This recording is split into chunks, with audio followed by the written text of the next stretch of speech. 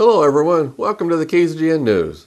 Today we'll bring you news of suspicious shooters in the desert down south, media and art news, the results of Tuesday's Republican Town Hall, a charity event coming, today's gas prices, weather, sports, and much, much more. From the Rademacher Hills to Bee Mountain and the mighty Sierras, Ridgecrest to Inyokern and China Lake, this is your news for the Indian Wells Valley with the KZGN News crew. Hello, I'm Tom Whitnick. Thanks for joining us for the news affecting Ridgecrest and the Indian Wells Valley. Our lead story for today is a strange one concerning reports of Middle Eastern men doing shooting in the desert and acting a little suspicious. It comes from San Bernardino. The report is, at 8:28 p.m. Eastern Time, Sunday, March 27th, a heavily armed group of men with Middle Eastern appearance was arrested on Easter Sunday outside Los Angeles after opening fire upon hikers and campers in a large state park area in the area. According to the victim, or witnesses, there were two groups of men, about 15 per group, armed with heavy weapons, who began shouting Allah Akbar and started firing. The firing allegedly lasted upwards of 2 hours. When police were responding, one group of 15 or so men took off into the hills, while the other group was captured by police. That was the statement from witnesses. Now here's the statement from law enforcement. On Sunday, March 27, 2016, at about 8:25 a.m., deputies from the Victor Valley Sheriff's Station responded to reports of shots fired in the Deep Creek Hot Springs area of Apple Valley. The reporting party told the 911 operator more than 100 shots were heard and 5 to 10 subjects wearing turbans were seen in the area shooting assault rifles, handguns, and shotguns. Due to this being a very rural location, Sheriff's Aviation assisted to conduct an area check for the alleged shooters, while patrol units from the Victor Valley Station responded. The sheriff's helicopter arrived and located a group of males, 17 total, walking away from the creek carrying backpacks and other items. Deputies from Apple Valley, Hesperia, and Victorville police stations also responded to assist. Shortly after, deputies arrived to the area and the subjects were detained and searched. Several handguns, a rifle, and a shotgun were found during the search of the backpacks and bedding the subjects had been carrying. The subjects were very cooperative and were interviewed. A local FBI agent responded to assist with interviews. A records check of the subjects, their weapons, and their vehicles was completed.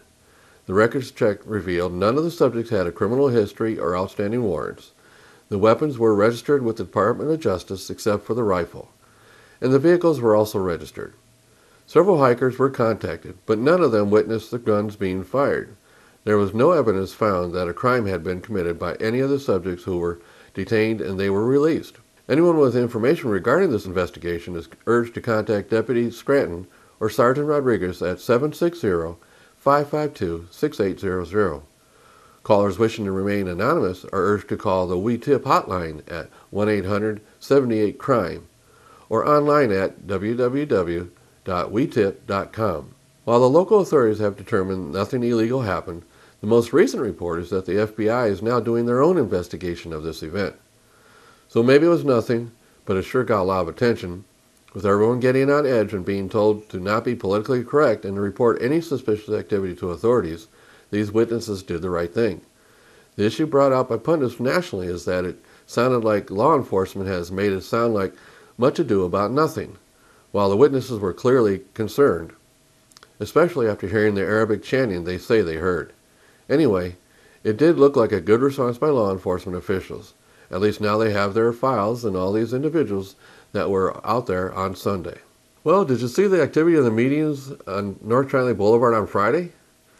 Okay, KZGN caught up with the installation of the new median art at a couple locations. I went out last Friday morning and found the construction crews hard at work installing the new artwork. I talked with one of the construction managers.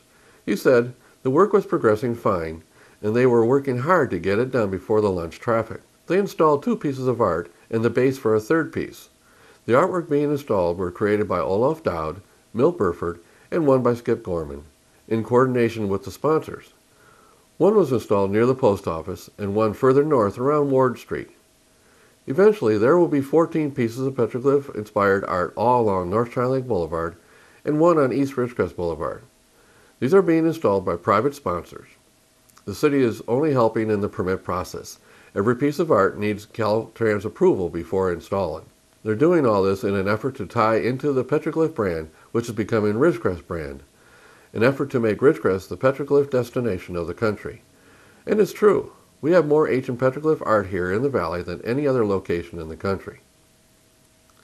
In the election news, there was a town hall for Republicans Tuesday evening on CNN. All three candidates had about a half hour each to plead their case. First was Cruz. The moderator did a pretty good job questioning him on some issues, but too much time was spent on the wives issue between him and Trump. However, the moderator let him go on as the big defender of his wife, but failed to insert it was a Cruz super PAC that started by attacking Trump's wife first. When asked if he would stand by his pledge to support whoever the nominee is, he now says he probably can't do it. Not much new was learned from Cruz's comments, except he tried to turn almost every question into an attack on Trump. But Cruz seemed to be well prepared and made several good points. When asked if he was going to support a contested convention, he sidestepped the question, saying that he believes he'll stop Trump and get the necessary delegates to win the nomination. Trump was next on the stage. The moderator used about one-third of his time attacking Trump on his campaign manager being arrested for assault in the reporter incident in Florida. Trump was prepared for it and blasted the moderator for inaccurate information on the issue. Trump cited that the reporter has changed her story many times. The moderator insisted she hasn't. Trump skillfully produced a transcript of the reporter's first written accounting of what happened. In it, she claimed to be almost brutally thrown to the ground. The video clearly shows she was not. Trump claims she had also grabbed his arm to get his attention. Trump says the campaign manager was just trying to keep her away from Trump, and he'll stand by the manager, claiming her story keeps changing. In the attacking the wife's part of the questioning, Trump joined Kasich and Cruz in backing off, supporting the other candidates. Trump said that if Cruz would stop the attacks on his wife, he'd be happy to stop the return attacks. When asked if he was going to support a contested convention, he said that he believes he'll get the necessary delegates to win the nomination. Trump also brought up that Missouri has finally certified their election and he has won there. He also challenged the RNC on its distribution of delegates in Louisiana, saying there is no way that the winner should get 18 delegates and the loser gets 28 delegates. If that isn't fixed, he'll probably sue the RNC. But I have to say, from my observation, the moderator was just determined to play the gotcha attack, looking for any slight misuse of a word in an answer. Next was Kasich. He was challenged in his not having a chance to win the delegates, so why is he still in? Kasich basically said that he sees a contested convention, where neither Cruz or Trump will get the required amount of delegates, and he'll rise with enough redistributed delegates to win the nomination. When the moderator challenged him that he doesn't think the voters have a say in the process, he asked that should everyone get behind whoever the top winner is? He would not answer that directly. Rest assured that if the roles were reversed, he would have a different answer. Anyway, again, nothing new was learned from Kasich, and he continued his attack on Trump. But he offered over and over again he has more experience than either Trump or Cruz, and he didn't think being the insider is a bad thing. So now we'll have to wait until next Tuesday's election in Wisconsin. There are 42 delegates up for grab, and there are millions of dollars being spent to take down Trump by both Cruz, Kasich, and their super PACs, and the anti-Trump super PAC. Now stay with us. After the break, we'll have news of an upcoming charity event.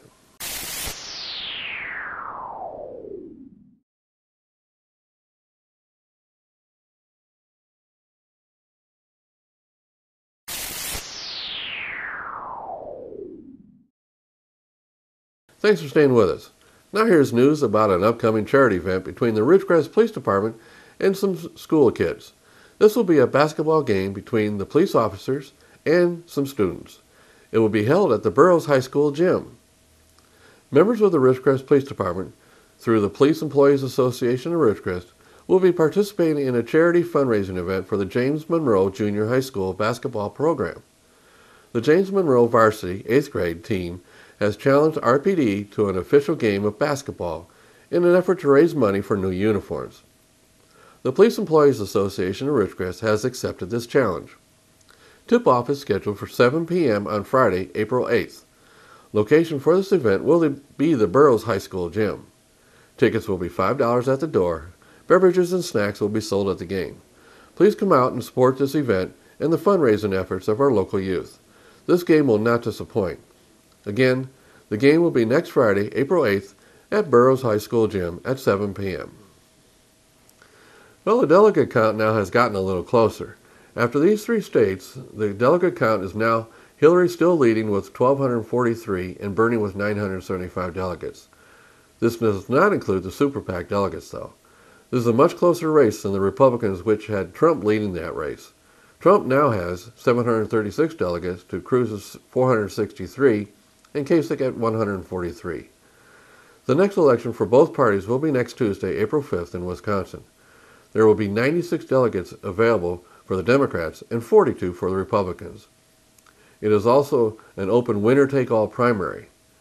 The next big one after that will be April 19th. This will be a battle for New York. There are 291 delegates there for the Democrats and 95 for the Republicans. The New York delegates are distributed proportionally. The pollsters will have a busy week trying to get up to date moving towards next Tuesday's election in Wisconsin. The latest polls for Wisconsin have Trump at 31, Kasich at 29, and Cruz at 27. So it is very tight there. They all have a lot of work to do to win that state. In news from the Ridgecrest Regional Hospital, they've announced volunteer opportunities at the hospital. Ridgecrest Regional Hospital is looking for energetic volunteers within the community. Their volunteers program offers a unique opportunity to gain valuable hospital workplace experience. So if you're looking for work experience or just wanting to get more involved in our community, the staff at the hospital works closely with you, providing you with the tools you need to volunteer. Right now they are looking for floor assistants, emergency department, and urgent care lobby attendants and porters. Call 760-499-3900 for more information. The hospital site studies that people that volunteer can improve their own lives by doing so. Volunteers get a sense of satisfaction and purpose that they might not now have. Volunteers are less likely to be depressed and may live longer. So if you want to be part of a win-win situation, volunteer now. Volunteer at Ridgecrest Regional Hospital. Again, call the hospital at 760-499-3900 for more information. Today we get news that Governor Brown is going to propose raising the California minimum wage. An agreement that will raise the state's minimum wage to $15 is expected to be unveiled this week. It has already elicited a divide, with workers contending the boost could help them keep up with California's high cost of living, while employers voice concern about staying solvent. Governor Jerry Brown and state labor unions have been negotiating over the past week to increase the current $10 minimum wage in increments over the next 6 years. The source said the deal would raise the state minimum wage in phases. First to $10.50 in 2017, followed by another 50-cent raise in 2018, and then $1 increases every year thereafter until it reaches $15 in 2022. Businesses with fewer than 25 employees would be given an extra year to comply with the new standard. Under the negotiated deal, once the $15 target is met, future increases to the statewide minimum wage would be tied to inflation. The deal also reportedly includes an agreement that the governor would be able to suspend the scheduled increase if the economy goes into recession, though the threshold for defining a recession was not immediately clear. If passed, Brown's proposal could fend off two union-backed proposals to increase the minimum wage to $15. One of them qualified for the statewide ballot last week. The governor's deal, first reported Saturday by the Los Angeles Times, caught many people by surprise, but it quickly evoked how prickly the situation is. Many support the idea of paying workers more, while others are concerned about the impact on businesses that can't readily absorb a wage hike. No comments have been put out by the leaders in the Sacramento legislature yet, but it is anticipated that Democrats will support the increase. Now on KZGN continuous effort to provide news and information you've asked for, here are today's gas prices for Ridgecrest and some surrounding areas. Well, since my last report on Wednesday, local prices have held steady. The good news is we still have the lowest prices in all the areas we're monitoring. As of this morning, Ridgecrest is ranging from $2.53 to $2.99. Lancaster from $2.71 to $3.09. The LA Valley area $2.59 to $2.85, and the Bishop area $2.79 to $3.19. We have 3 stations at $2.53 per gallon.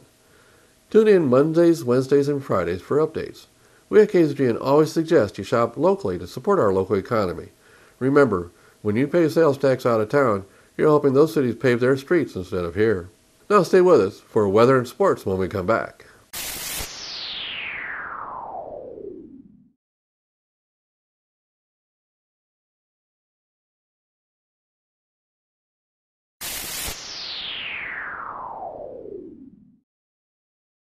Thanks for staying with us. Now here's Lane with the weather. Thank you, Tom.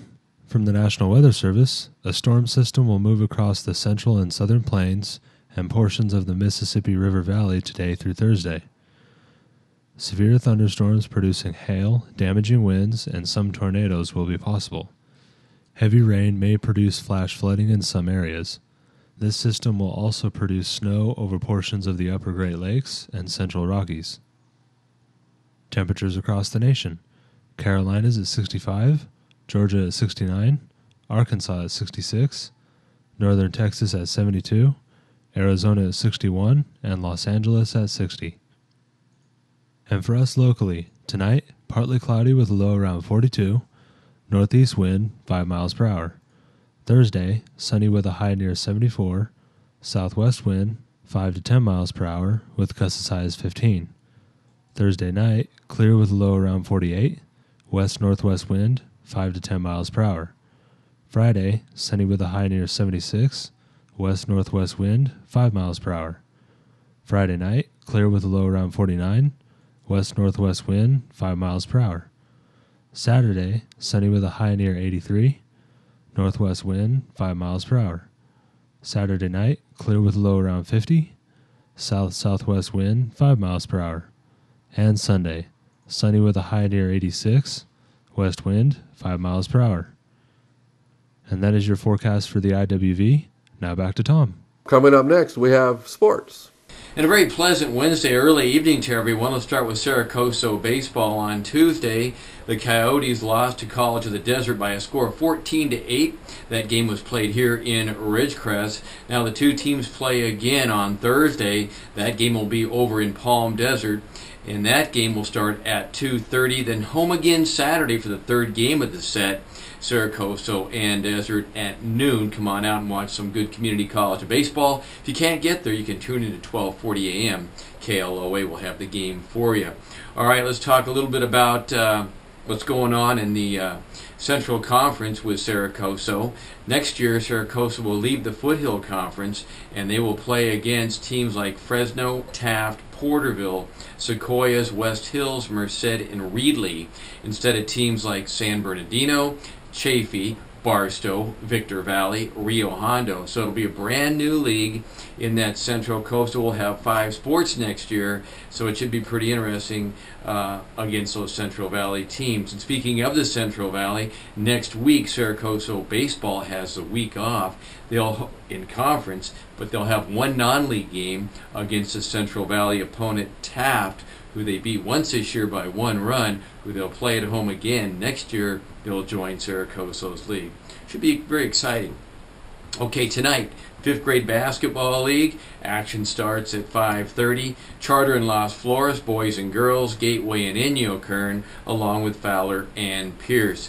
All right, Tuesday from the NBA, Golden State was again, they beat Washington. They're now 67-7. On their way to the best record ever in the NBA. Another 9 games left in the season. Houston beats Cleveland. Detroit over Oklahoma City. Now, Detroit having a good year. They're 5 games over 500, and they might make the playoffs. Also, Charlotte and Chicago both win, and Orlando scores 139 points to beat Brooklyn. All right, last night in the NIT, the oldest basketball tournament in the land, played at Madison Square Garden. Semifinal teams, George Washington over San Diego State. My goodness, they beat them 65-46. Old Dominion beats UCSB, and Valparaiso beats BYU, with Columbia beating UCI. That's your sports for this Wednesday. I'm Tom Heck for KZGN. So that's the news for today. Also at KZGN-TV know you have a choice in what you watch for your news. We all thank you for choosing KZGN-TV, Ridgecrest's only locally owned community TV station. Now stay tuned for Ridgecrest Talk coming up next.